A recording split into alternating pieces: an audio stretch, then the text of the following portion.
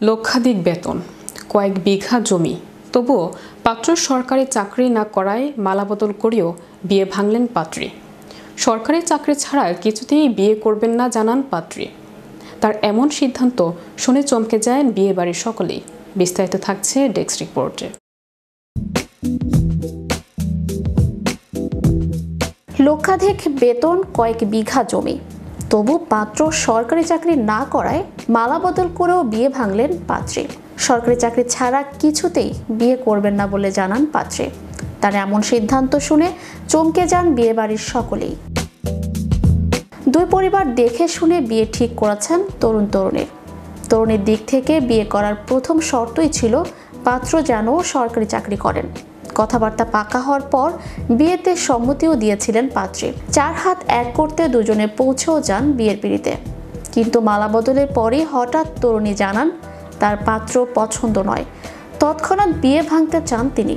পাত্রীর এমন সিদ্ধান্ত শুনে চমকে যান সকলেই। ঘটনাটি ঘটেছে উত্তরপ্রদেশের বারুখাবাদ জেলায়। পাত্র পেশায় একজন ইঞ্জিনিয়ার। ছত্তিশগড়ের বলরামপুরের বাসিন্দা তিনি। পাত্রের পরিবার কনৌজে একটি বাড়ি ভাড়া করে থাকেন।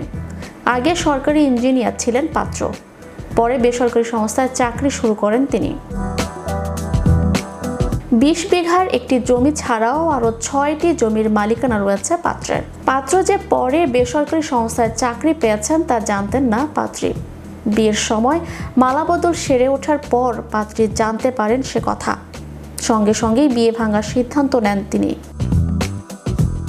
সরকারি চাকরি ছাড়া তিনি কিছুতেই বিয়ে করবেন না বলে জানান পাত্রী। কনে পক্ষের সঙ্গে পাত্রপক্ষের আলোচনা হয়, এমনকি কনে পক্ষকে বেতনের নথিও দেখান পাত্র। জানা যায় প্রতি মাসে 1,20,000 টাকা বেতন পান তরুণ। তবুও বিয়ে করতে নারাজ পাত্রী। অবশেষে দুই পক্ষ মিলে সিদ্ধান্ত নেয় যে বিয়ের জন্য যাবতীয় যা খরচ হয়েছে তা সমান দুভাগ করা হবে। টাকা পয়সার হিসাব মিটিয়ে পাত্রী ছাড়াই ফিরে যায় বরপক্ষ। বেসরকারি চাকরি করলে হবে না, সরকারি চাকরিই করতে হবে একমাত্র স্বামীকে।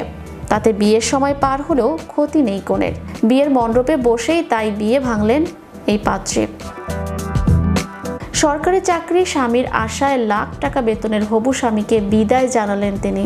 আরও অদ্ভুত ব্যাপার হলো উভয় পক্ষের পরিবার পরিজনই নিজেদের মধ্যে বিষয়টি চুপ করে মেনে নিয়েছেন। থানায় কোনো অভিযোগও দায়ের করা হয়নি। এমনকি এটাও জানা গিয়েছে যে মেয়ে ও ছেলের পরিবারের সদস্যরা মিলে বিয়ের খরচ নিজেদের মধ্যে অর্ধেক ভাগও করে নিয়েছেন। চ্যানেল ইউরোপ বিনোদন ডেস্ক।